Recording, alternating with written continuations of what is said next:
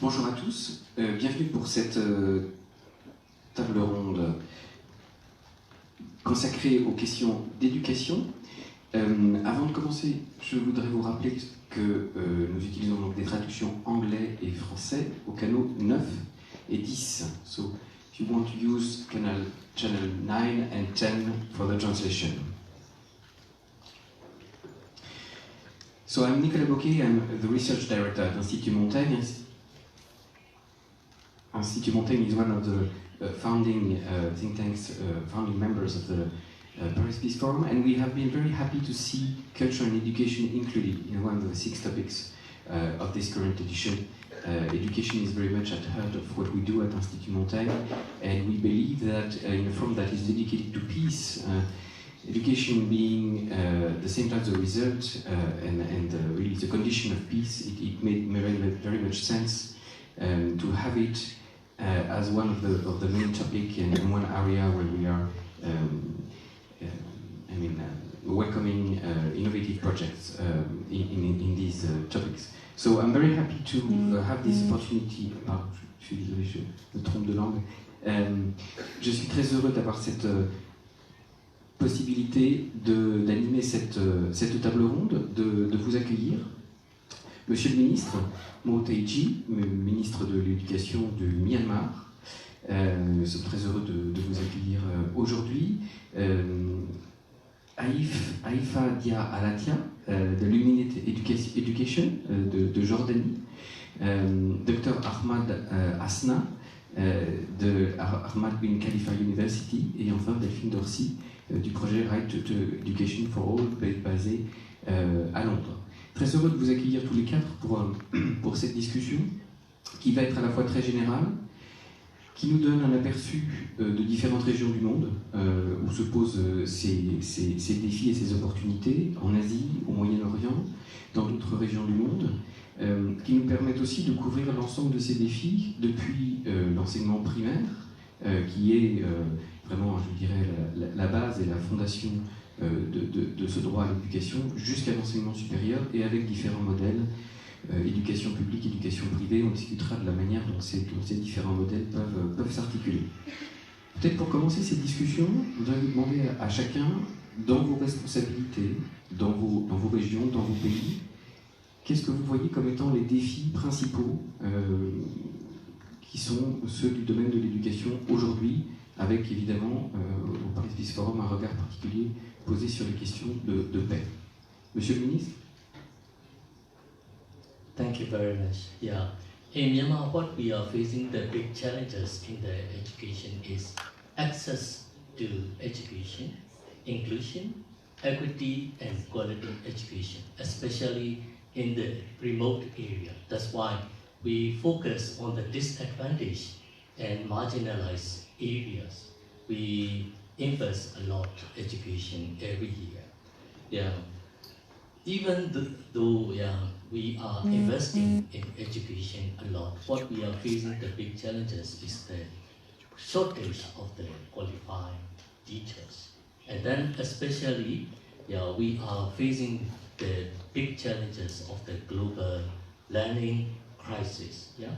Even though the children are in the schools, but they are not learning very well. This is the big challenges, global learning crisis. That's why we are trying to improve and encourage after completion of the grade 3 students, how is their reading, writing, and mathematics skills. This is very important to improve the quality of the education. Yes.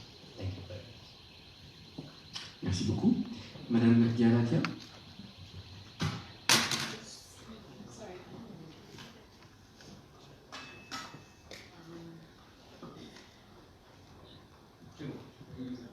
Oh, okay. Thank you.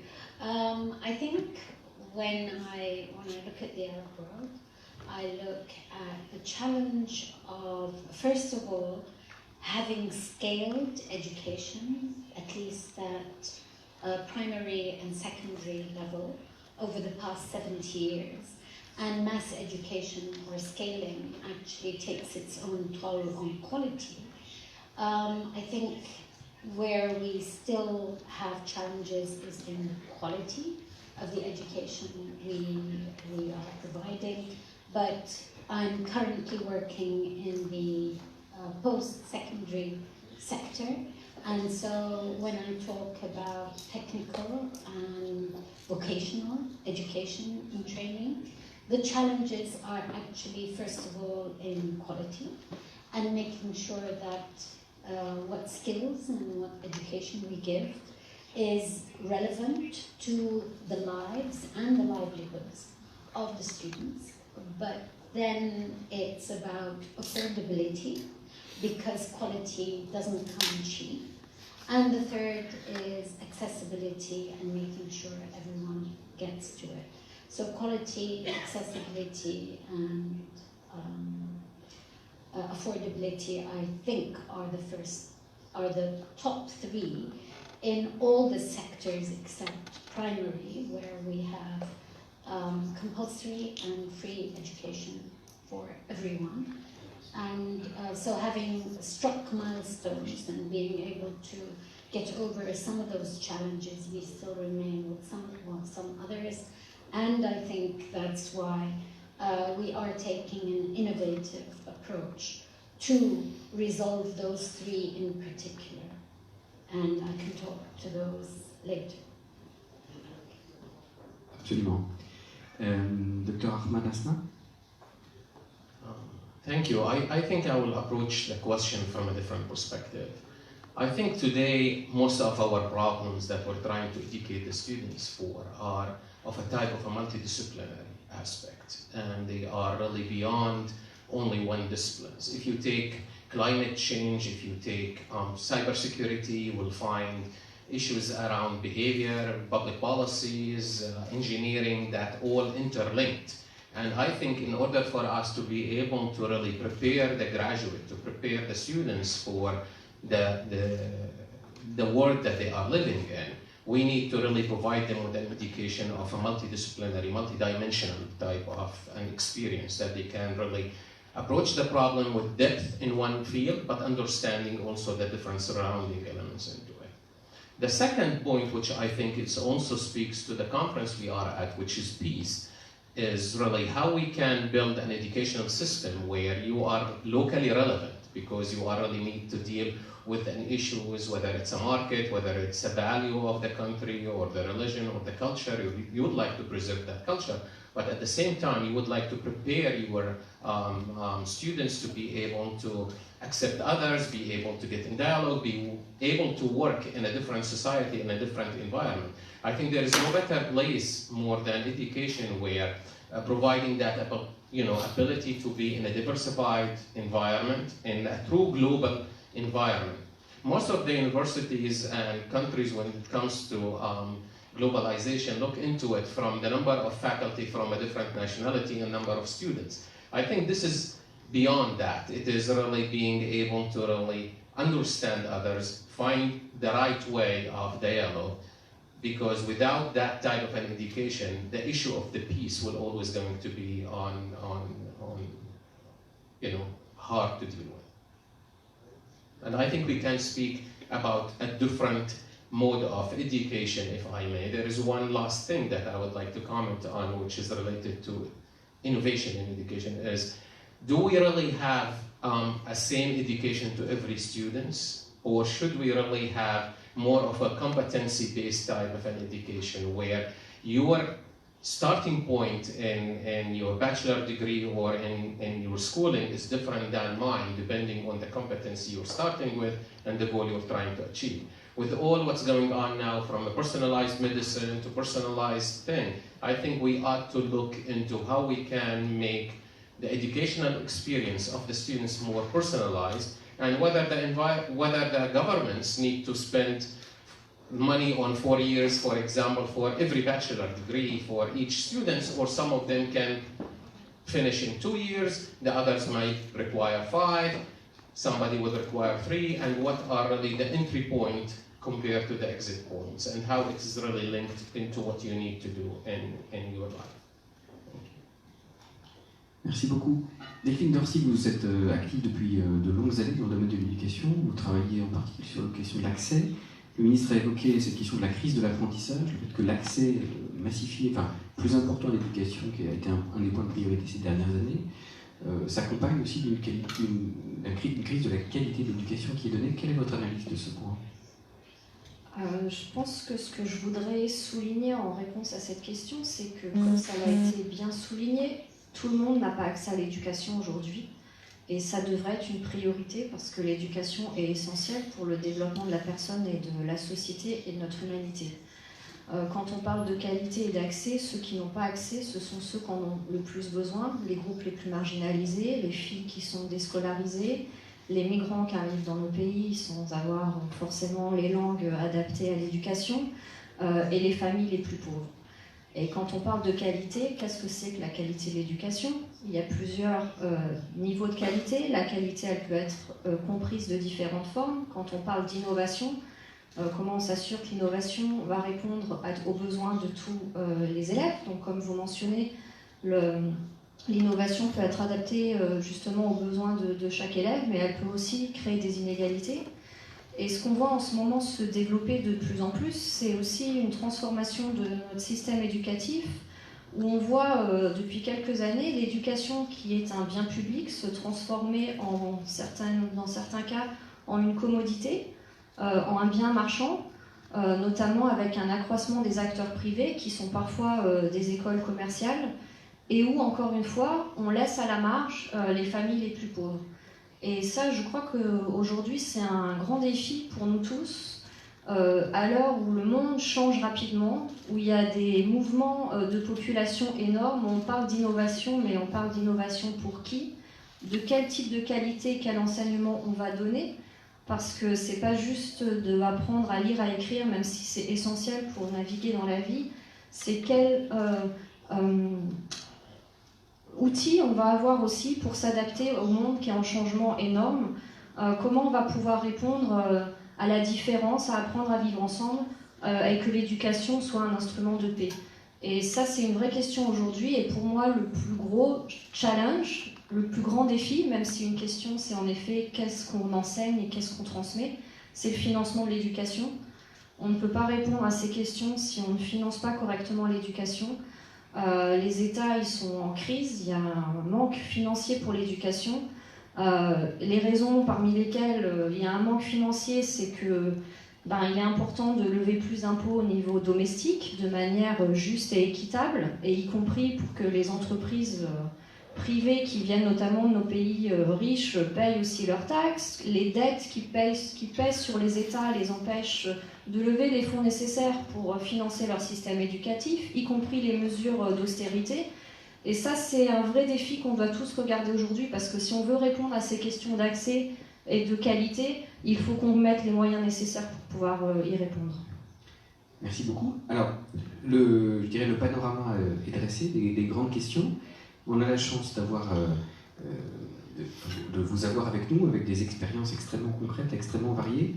La première question que j'aimerais peut-être creuser, c'est cette question de l'adéquation entre la formation qui est donnée, les besoins du marché du travail, et donc la capacité des élèves et des étudiants à trouver un emploi, et je dirais à devenir une partie de ces classes moyennes dont on voit qu'elles sont à la fois menacées et précieuses dans beaucoup de régions du monde.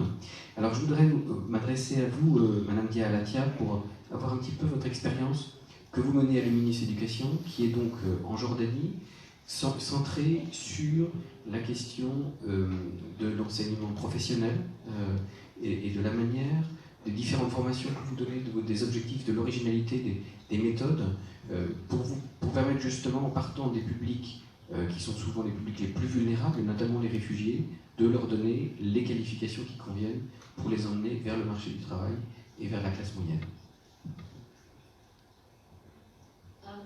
The landscape again is very complex. We've reached the numbers that we want to reach in terms of education at the basic level. In terms of beyond secondary, we still struggle, and that is, first of all, as you clearly pointed out, the connection to employability. because we do have a chance to regenerate or refresh, recreate a middle income sort of segment in society. Without the kind of skills that we intend to deliver through innovative ways, and I'm talking now on behalf of my work in the TVET sector and not with the ministry. The idea is that we have, out of a population of around 9.6 million in Jordan, we have 2.6 million refugees. And there are a similar number of students within the refugee community to those from vulnerable backgrounds within the Jordanian context. And so accessibility is really about trying to reach them all with the kind of programs, as you're also saying, the kind of relevant skills. And so in a very fast changing world where the skills that are necessary aren't always technical, we must first and foremost look at the foundation, courses that actually prepare children or students for life beyond studying.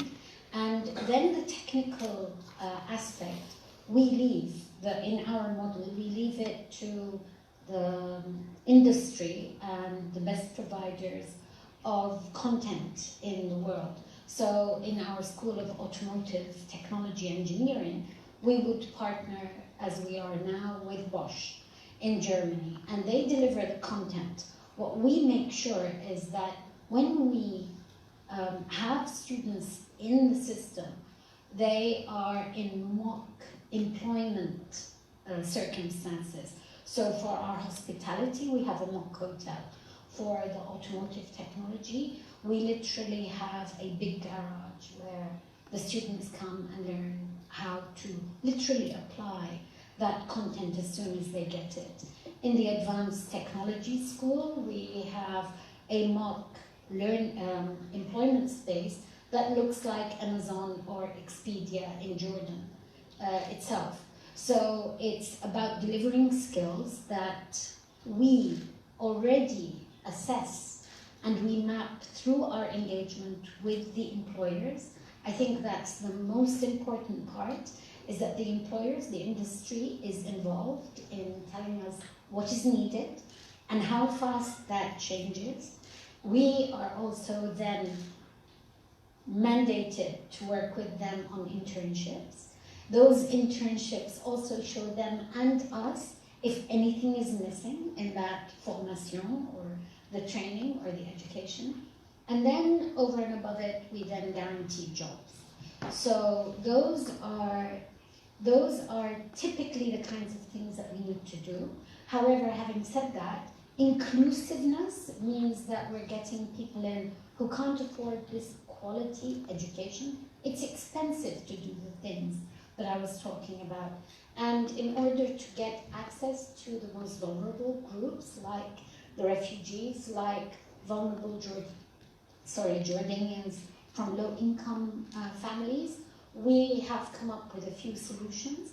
One of them is that we work in partnership not only with the government, but with foundations. So while we provide the education, we are always leaning on the government to accredit, to allow, to enable, to regulate, but also to allow us the freedom to navigate with the industry new programs, new approaches, and new delivery methods.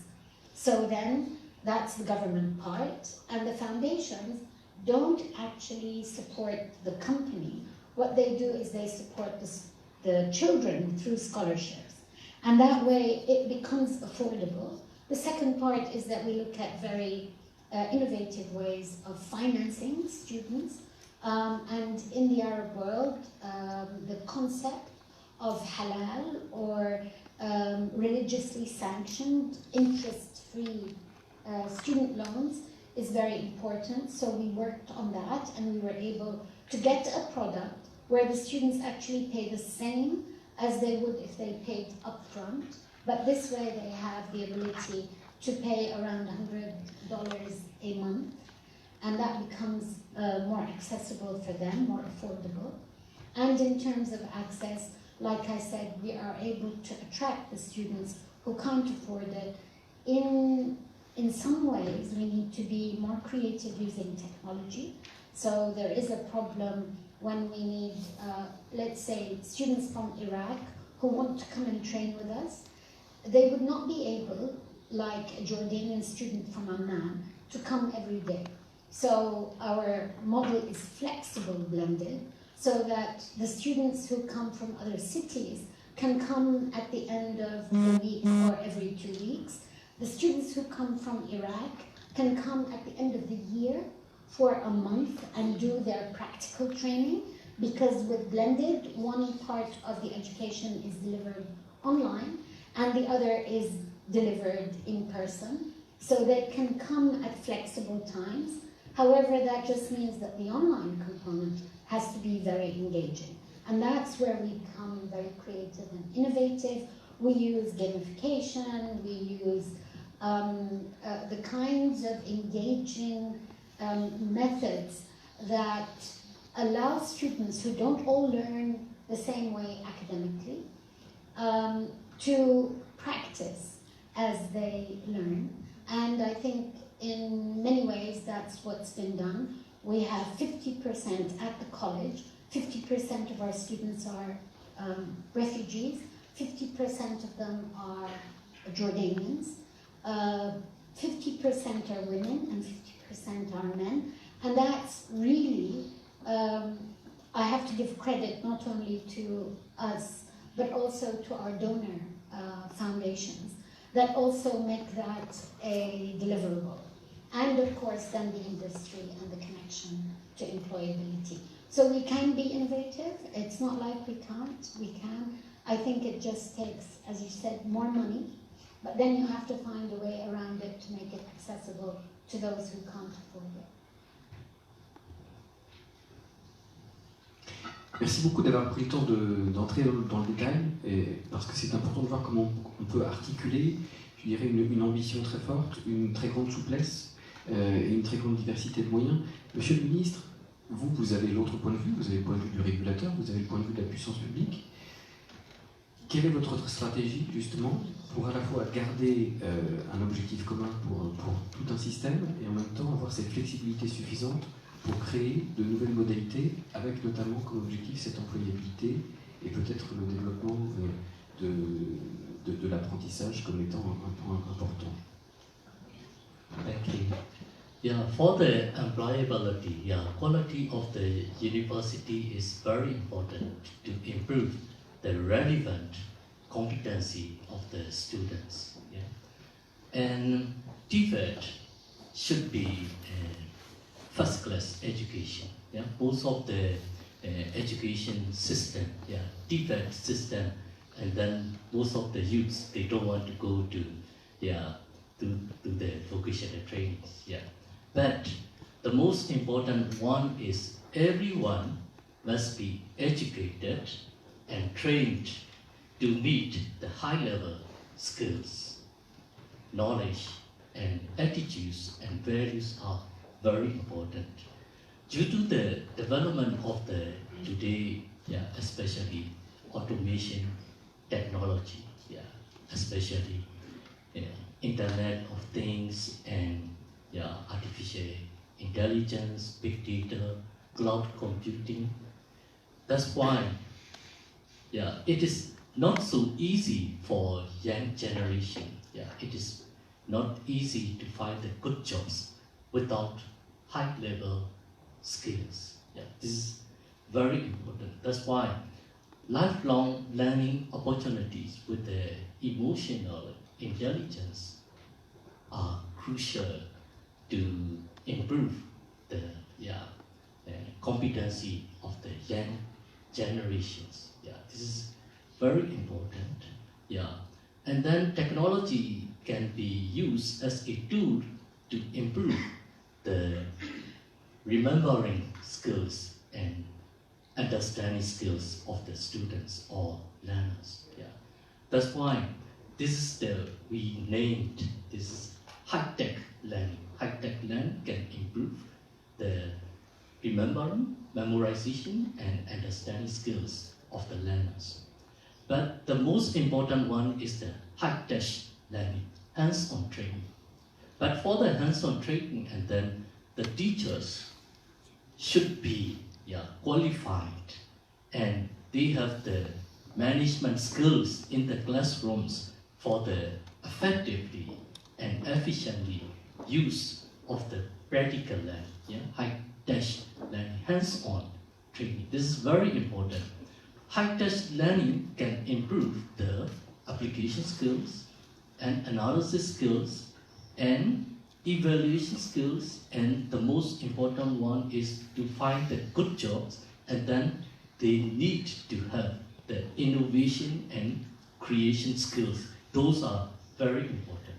Without high-tech learning and high-tech learning, it is very difficult to improve those relevant competencies to find the good job for the better futures. This is very important. Without those competencies, they cannot find the good jobs, and then they will have the problems in the futures. That's why high-tech learning and high-tech learnings are very important to improve the relevant competencies of the youth and learners. And then we need to encourage the lifelong learning opportunities to do the best for the world. This is very important. Je vous en prie. Just a quick comment, if I may. I think the first one, I think engaging the society, the private sector, it's a very important element. But my worry always that we need to educate our students for the future, not for the current needs. And this is always something that universities need to really keep in mind, that what you are trying to do is really not for the job which is today existing in the market, but your ability of really helping those students to be able to be relevant for the future. And a lot of those jobs which would be available when our graduates is out are not existing right now, and I don't think people really know exactly what type of jobs are those.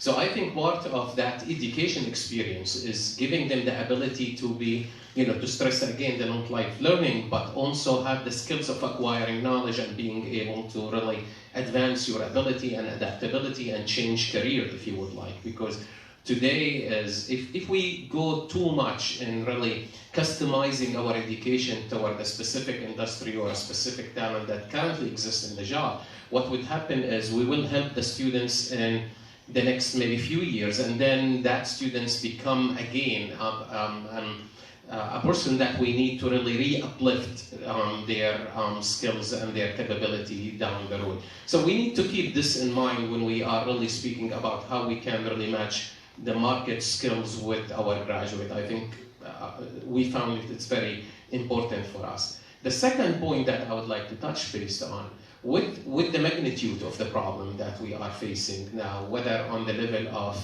primary education or higher education, this proven that we need a new modality of education. We need a new regulation about, what type of degrees that we're offering. What does it mean? We need to really go away kind of from the traditional systems, and we need ministries of education to start really recognizing, if you would like, micro-masters, micro-bachelor's degrees, certificate, because to catch up with the millions of kids out of the schools, with the millions of people who do not have accessibility, with the funding issue, if we keep thinking on the way of really getting everybody into, if you would like, a classroom and it's the same specification, I think we'll always be running, the gap, it will be shortened, but we will always have that gap widened because the population is growing.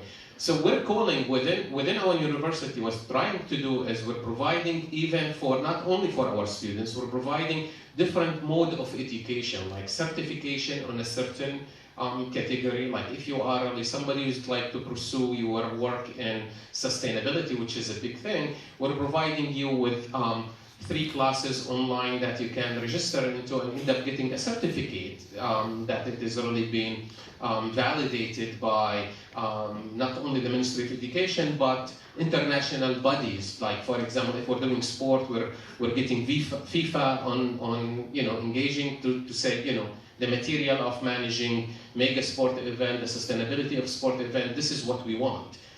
So we're trying to provide a different modality of education to try to really bridge that gap, if you would like, not assuming that everybody will be able to afford a full-fledged type of an education, but at the same time providing them with opportunity and hope, if you would like, to change their life, because peace comes by providing people with hope, I think.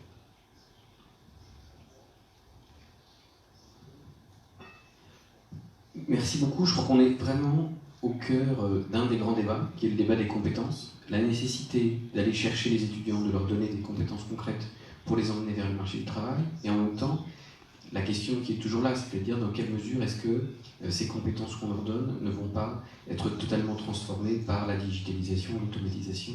Dans quelle mesure est-ce que l'usage des nouvelles technologies dans l'apprentissage remplit cette fonction d'une éducation pour la vie, ou est-ce qu'elle apporte seulement des compétences qui ensuite vont elles-mêmes être automatisées par la technologie. Je voudrais faire un pas en arrière et emmener cette discussion sur un plan un peu politique. Le constat de départ, c'est la difficulté à faire de l'éducation une priorité budgétaire, une priorité politique. Le constat dans la discussion que nous avons eue, c'est de dire finalement, à un certain moment, l'éducation passe après. Comment on fait pour que l'éducation passe avant? Dans les priorités des gouvernements, dans les budgets qu'on met en place, dans les financements publics mais aussi privés. On va y revenir pour la fin de notre discussion. Voilà. Comment on est dans un forum sur la paix, un forum politique, comment on fait de l'éducation une priorité politique aujourd'hui? Qui est-ce qui veut répondre? Les filles? Oui, j'ai une réponse, en tout cas en partie, mais je pense qu'on oublie parfois vraiment, on reste des fois sur la question instrumentale de l'éducation qui va aider à créer des emplois, et puis alors on voit que le monde bouge, donc on se dit, bon, de toute façon, ça va bouger après, donc, et l'argent, il faut le mettre ailleurs, alors, en effet, l'argent, il faut le mettre à plein d'endroits. Mais on oublie parfois, et c'est pour ça que c'est important de revenir à l'essence de l'éducation. Pourquoi l'éducation, c'est si important? Et quand on voit les tensions dans le monde, quand on voit les manifestations, enfin, il y a des millions de gens dans les rues en ce moment, dans le monde entier. Enfin, c'est pas juste dans une petite région où il y a un peu des conflits, où il y a de la guerre. Ici en France, les gens sont dans la rue, vous allez à Hong Kong, les gens sont dans la rue, vous allez au Chili, les gens sont dans la rue. Enfin, et une des raisons qui font que les gens sont dans la rue, ce sont les inégalités. Et les inégalités, elles commencent de la maternelle jusqu'à l'enseignement supérieur. Et l'éducation est un vecteur d'inégalité comme il est à la fois un instrument de transformation et d'égalité. Et je pense qu'il est important pour les États de vraiment avoir conscience de cette question-là quand ils font leur budget. Parce que si l'éducation, on met plus d'argent dans l'éducation et qu'on s'assure qu'on laisse personne derrière, c'est-à-dire que c'est pas juste les familles qui ont de l'argent qui vont pouvoir mettre leurs enfants dans des écoles maternelles parce que c'est possible et qui vont avoir du coup un cerveau plus développé pour rentrer à l'école primaire, ou parce qu'ils sont dans l'enseignement supérieur et qu'ils vont pouvoir aller dans les meilleures écoles qui vont leur donner les meilleurs emplois du moment. Mais qu'on s'assure que tout le monde est en marche ensemble et que quand on arrive au milieu de l'emploi, peu importe nos capacités, nos compétences, parce qu'on sait qu'on a tous des dons différents et qu'on fera des choses différentes dans le monde, mais qu'on peut tous contribuer à la société et qu'on n'a pas des inégalités entre des gens qui meurent de faim dans la rue et des gens qui ont la moitié du budget au niveau mondial, on va construire un monde de paix, on va éviter des conflits, on va éviter des manifestations, parce que toutes ces manifestations dans le monde entier ont un coût pour les États. Et donc investir dans l'éducation, c'est investir aussi dans l'économie. C'est pas juste l'éducation en tant que vecteur économique pour l'emploi, mais aussi pour la paix, et la paix qui crée de l'économie et même économise de l'argent, je dirais. Monsieur le ministre, on a un praticien de cette question. Yeah, to improve the quality education is not so easy task. Yeah, it depends on so many dimensions. Yeah, it depends on the such as, briefly, early childhood intervention, nutrition, health systems, and quality education are very important. Yeah. And also, without financing, we cannot do what we would like to improve the quality education.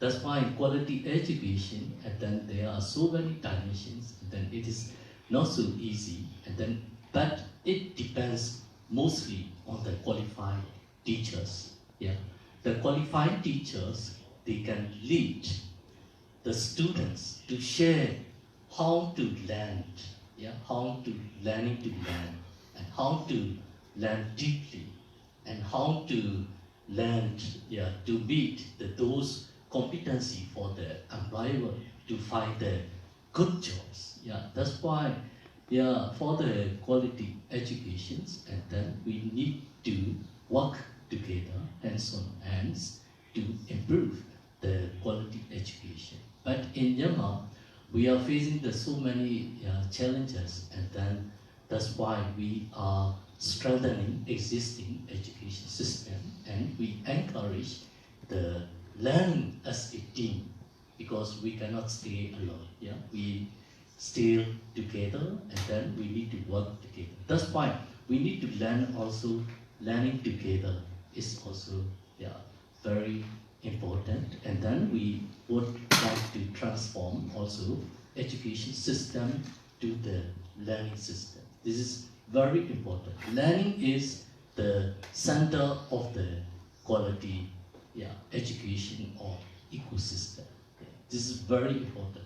If the quality learning system can only can prevent the worsening the inequality you are discussing, and instability, and then for the better future. Yeah, that's one. Sorry. I think, yes, financing education has been deprioritized over the past at least 2 decades. And in the Middle East, it's understandable. In Jordan, we live amongst countries that are all on fire, literally. And if it's not protests on the streets, it's people being killed. There's violence, there's displacement, internal displacement, and refugees. So you can understand why it's deprioritized. However, the less we invest in education, the more marginalized people will feel, as you were talking about people going onto the streets, but the more susceptible they are to criminalization. So they will take up any kind of engagement that will give them a feeling of success. In the Middle East, it also means radicalization.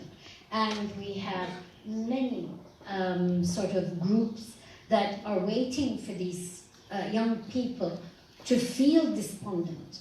If they don't turn to drugs, and if they're not depressed, they have that risk of being recruited by people who will ask them to do harm instead of ask them to contribute and actually drive socio-economic development in our region. Because when we talk about any Arab country, you will find that you have a Syrian working in Qatar and a Jordanian working in the UAE. And these things are part of our everyday lives, so we do not think of employment only in the country or in the system within which we learn. And I don't think the governments have the money, at least in Jordan. I understand all of the pressures on the financing side.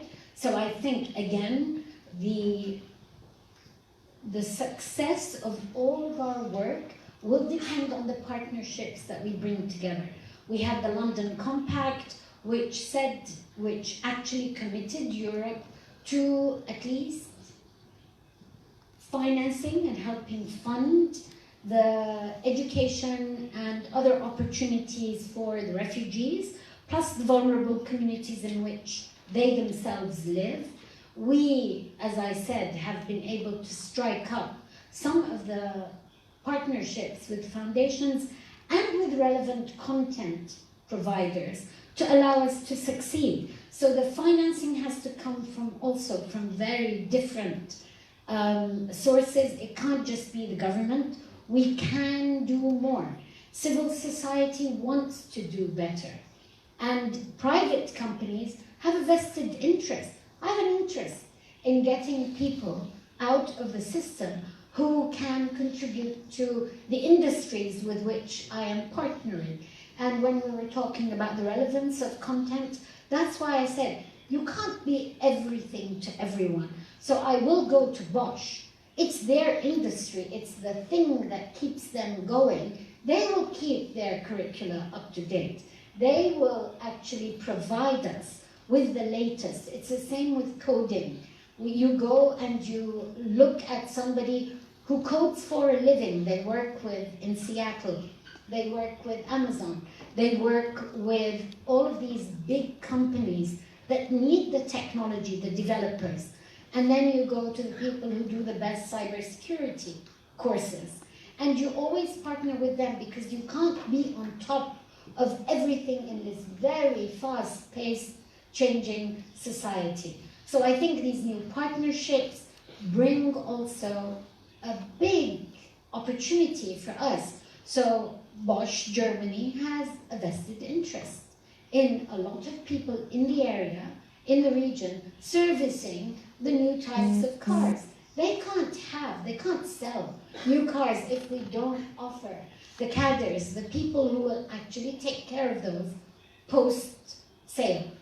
And so I think we are at a crossroads where we need more innovative approaches to financing, just as we need more innovative approaches to accessibility and to quality. So to start, I cannot agree more than I think providing people with hope through education is very key for every region in the world, but even especially in the Middle East. You have most of the population are on the age of young people. And those people either going to be a fuel of an engine that it's really going to drive development forward, or they can be a fuel of a fire, which is really not going to be only impacting the Middle East peace, but everywhere in the world. So starting from this, I think two comments related to the financing. One, it is really how we can make it, I think for recently, I'm not saying recently, but in recent years, like 10 or more years, when universities and education systems started, it was started for a public good. They all knew that their job is really to support the community and to take an extra step as a teacher, as a faculty, as a person to really support them. I think we're trying to see, we're seeing more and more education become a commodity for a lot of people, and it is really something that it is getting traded for. And I think not only about the cost, but even making money out of those equations, which is really by itself is risky when countries, even from a regulation perspective, start allowing for education to become a business, if you would like, because that quality of education becomes a second for a businessman. You know, the first one is revenue and the net revenue and all of that, and then the main driver become, if you would like, how much money I'm gonna make out of that business. So I think one area that I see it is really becoming across the universe is really, you know, education becoming like a business. Second element, I think, how do we put, again, education on the agenda on high priority? I think we do not need to wait for government. I think we as an organization, going back to a partnership, I think if you look at a consortium of universities, what they can do, I'm sure that they can really afford to support another university by, you know, helping in curriculum, by helping in faculty teaching. It is not one single university, but building consortium of universities, consortium of schools, resource sharing. Now with all this technology, you do not really need to pay for libraries. If you partner with another school or with another universities, that would be becoming much cheaper for you. The time difference around the universe is allowing you for also to use a lot of their tools, whether it's computing power or anything, without costing them any additional money. They are not switching down their supercomputer or their computing power when they are asleep as a faculty. I think what I'm trying to say is you need more and more of partnerships, more and more, not only with the private sector, but among the education institution, in a way of really believing this is our role for the humanity. This is our role of providing hope for society, because we are not immune. If we are not supporting refugees in the Middle East, that problem will hit Europe, it will hit the US, it will hit the US and the UK, and will cost you much more than what you will be investing right now. And I think that we need to frame it to the politicians from the language they understand it, not from people who they consider as educators and passionate about education, but from the way they understand that if you are not interfering right now, the cost on you will be a much more. And that will not be localized in Jordan or Syria or Iraq or something, or in Africa. This will hit you because people will always going to really move toward finding a hope. And I will conclude by just one program, because I think this is very important for me to mention. So as you know, maybe our university is part of the Qatar Foundation, and one program that the foundation is doing in education above all is getting back students into schools, which is really trying to really initiate them, giving them hopes, even in the early stage, as you've said, at least having them start to be able to read and write. Merci beaucoup. La discussion à la salle, nous attendons vos questions qui permettront aussi d'aborder les points que nous n'avons pas encore traités. Ils sont nombreux. Je vous en prie. Est-ce qu'il y a un micro pour monsieur, premièrement?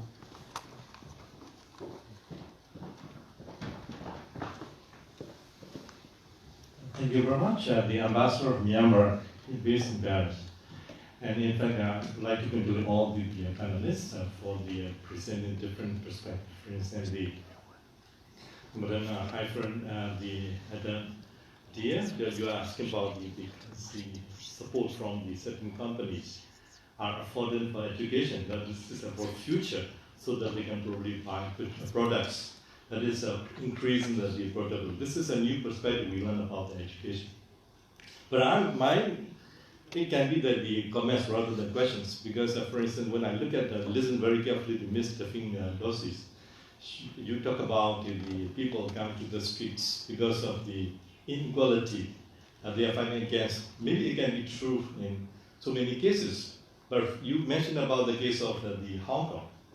Hong Kong, the people are on the streets, not because of inequality they are fighting for. They are fighting for the extraction treaty or bill which the government is trying to introduce. So maybe it cannot be always the truth that they are fighting because of inequality. That is my view.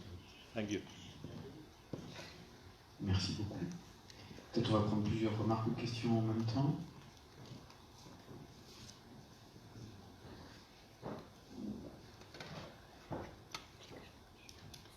How can they guard against the commodification of education, especially when their governments are less robust at that time? Thank you. Merci. Est-ce qu'il y a une dernière question? Oui, bonjour, Charles-Emmanuel Bélanger, directeur général de l'ONG Aider Action. Ma question est sur le développement de l'enseignement privé. Delphine Dorcy en a fait allusion à un moment donné dans la présentation. Comment les États peuvent être amenés à réguler, à contrôler cet enseignement privé qui, dans les pays en développement, prend de plus en plus le pas suite à une insuffisance de qualité de l'enseignement public et qui, malheureusement, crée de plus en plus d'inégalités et n'est pas forcément l'enseignement de qualité non plus. Merci beaucoup. C'est peut-être l'occasion pour vous, Delphine, de revenir sur une des initiatives que vous portez aujourd'hui au forum. Et puis on aura peut-être le ministre qui pourra réagir sur la manière dont lui, en tant que régulateur, aborde cette question. Oui.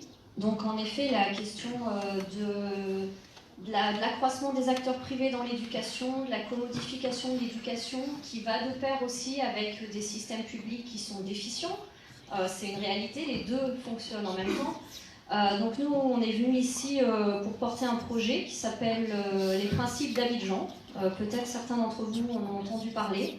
Donc c'est un texte juridique qui a été adopté au mois de mars par 55 experts en droits de l'homme, qui a été le résultat de 3 ans de consultations qui ont impliqué de nombreux acteurs, des communautés locales jusqu'aux enseignants, jusqu'aux représentants des États, y compris des acteurs privés, pour essayer de voir comment on peut répondre à cette question du point de vue des droits de l'homme, puisque les droits de l'homme, a priori, tout le monde est d'accord, puisqu'on a tous ratifié au moins la Convention des droits de l'enfant, et que toutes les décisions politiques, les résolutions politiques en lien à l'éducation font référence au droit à l'éducation. Et donc c'est comment les droits de l'homme peuvent nous aider à répondre à cette question sur un point d'accord sur comment réguler ça. Donc les principes d'Abidjan, en fait, ce sont 97 principes qui explicitent le droit international existant et donc les obligations des États, ce à quoi ils se sont engagés au regard de l'éducation. Et donc ces principes, ils sont articulés autour de différents domaines. Donc un des aspects, c'est l'importance de l'État de fournir une éducation gratuite de qualité. Donc c'est pas juste qu'elle soit gratuite si elle n'est pas de bonne qualité, puisque dans ce cas-là, on va vers du privé qui est payant. Et l'éducation doit être gratuite, pas juste affordable, je sais pas comment on dit en français. Abordable, oui, merci. Et ça prend en compte aussi les difficultés des États, c'est-à-dire qu'un État, il peut parfois ne pas être en mesure de pouvoir fournir directement une éducation publique gratuite de qualité à tous, de l'enseignement préscolaire jusqu'à l'université. Mais il doit mettre en place systématiquement et immédiatement un plan d'action, comment on va financer l'éducation avec des objectifs clairs, des indicateurs, comme je le disais au début, de soulever des fonds à travers les impôts qui soient justes. En effet, c'est pas d'aller taxer les gens qui n'ont déjà plus d'argent, mais les grosses entreprises qui gagnent des millions, qui ne payent pas d'impôts, c'est quand même problématique. Et donc, les principes d'Abidjan, au-delà d'aider les États aussi à réfléchir ou comment progressivement on peut arriver à cet objectif, même si c'est pas immédiat, il y a tout un aspect sur la régulation, parce que le droit international reconnaît une place à l'éducation privée, notamment pour garantir le pluralisme de l'éducation, en partie pour les minorités par exemple, mais ça doit être fait sous certaines conditions qui garantissent le droit à l'éducation. Donc les principes, on développe tout un aspect sur la régulation, que ça va de la gouvernance jusqu'aux infrastructures dont on parlait, jusqu'au contenu de l'éducation. Et il y a tout un aspect aussi qui est très utile pour les gouvernements sur le financement de l'éducation privée avec des fonds publics, parce que l'argent devrait d'abord aller en priorité au financement d'une éducation publique, gratuite, de qualité.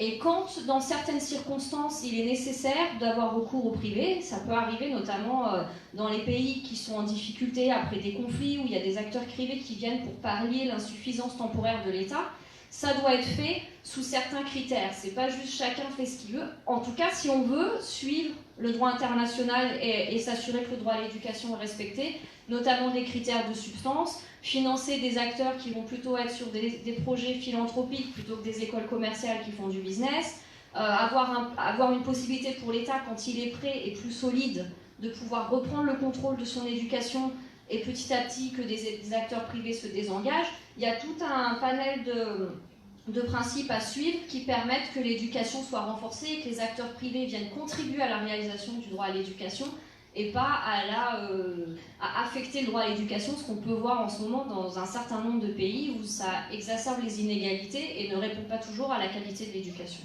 Donc on a un site web, ce sont les principes d'Abidjan, on a un stand ici, vous pouvez venir nous visiter, on sera ravis d'échanger avec vous sur ce projet. Merci beaucoup. Ça illustre bien tout l'intérêt de la démarche du Paris Peace Forum, d'avoir cette confrontation entre les initiatives de la société civile et les gouvernements. Monsieur le ministre, on a dit que cette pluralité de type de financement était important. Comment est-ce que vous, en Birmanie, au Myanmar, vous permettez cette articulation? Quel est votre point de vue à la fois de régulateur par rapport à cette question? Quelle est la place pour le financement privé de l'éducation et quel est le principe de régulation?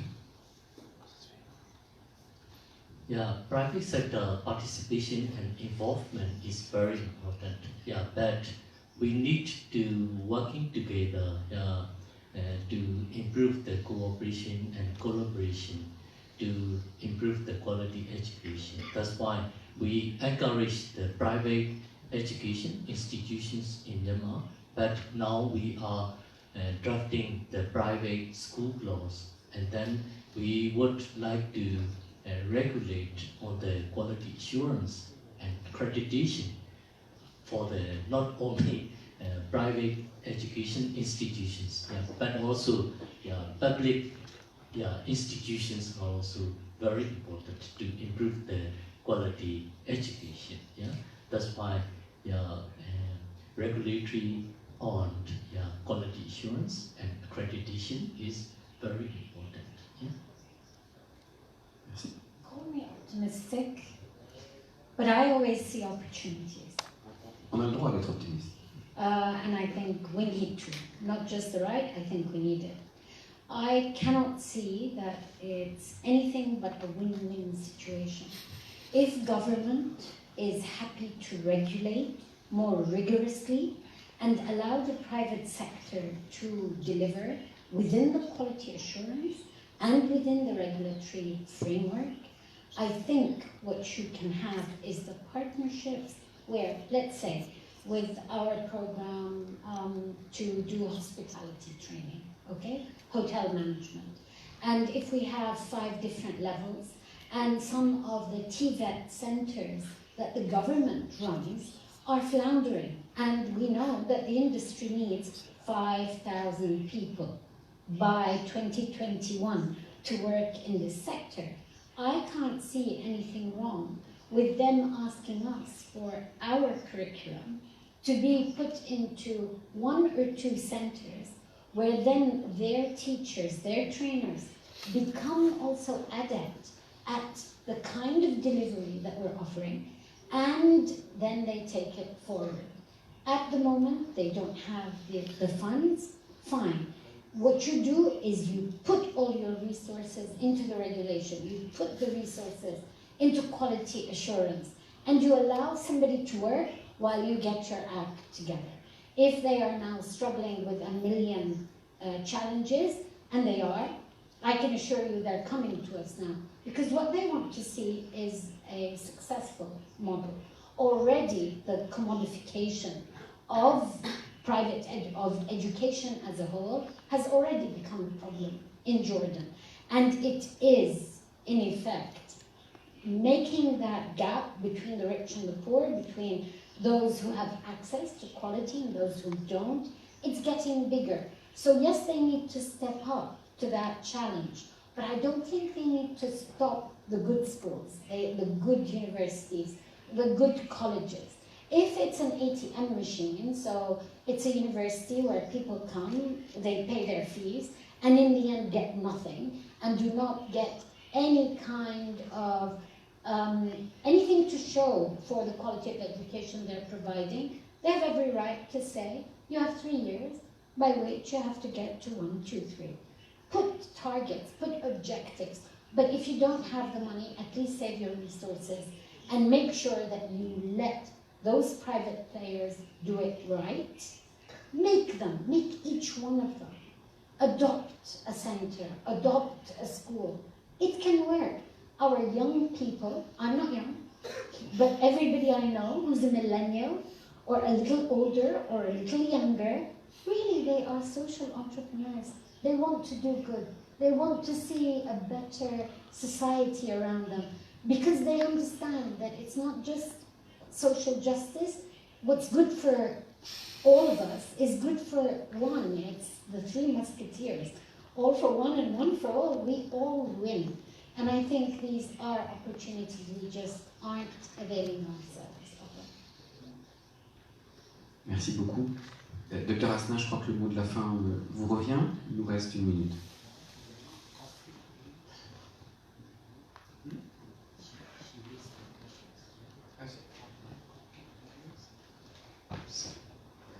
I'm going to really speak to that question more. I think my colleague already spoke about, non-for-profit or a different regulation that ministries can do to really regulate private sector's ability to get into the education.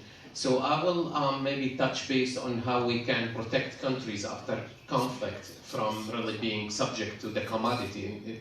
And I think in that area where I think some of the principles of the global governance need to kick in. A lot of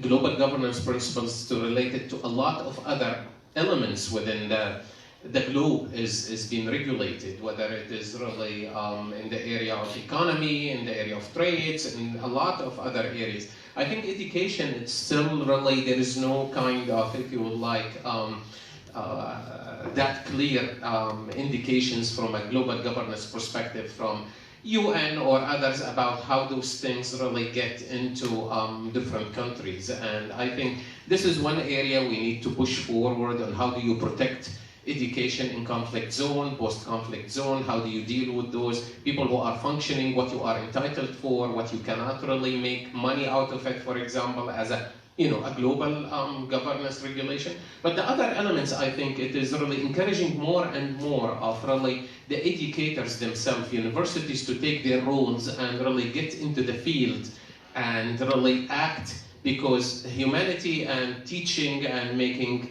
life better for the future of people is in the heart of every vision and mission of any educational organization. Yes, it starts with their own people, but does not mean it stops there. Yeah, I would like to answer. Yeah. What we are doing in Myanmar for the conflict areas or disadvantaged and marginalized areas, and then in Myanmar, basic education is free. Yeah, we support the free textbooks to all students, yeah, in the basic education schools. Yeah, that's why we support the access to education with the mobile schools program in Myanmar, in the conflict area. That's why we support the volunteer teachers in those areas. And yeah, we not only for the basic education, but also we support the competency-based modular short courses for the relevant to that area needs. Yeah, training program we support, but also we support also university education program for the temporary or university distance education program to those areas. Yeah, what we are doing in Myanmar. Yeah, thank you very much. Très bien. Monsieur le ministre, merci beaucoup. Chers amis, merci d'avoir participé à cette table ronde qui nous a permis de saisir la diversité des enjeux, la diversité aussi des points de vue sur certaines questions. Je crois que c'était très riche. Je crois que la meilleure manière de poursuivre, c'est d'explorer au sein du Paris Peace Forum tous les projets relatifs à ces questions d'éducation pour, je dirais, prolonger cette discussion avec des engagements concrets. Merci beaucoup.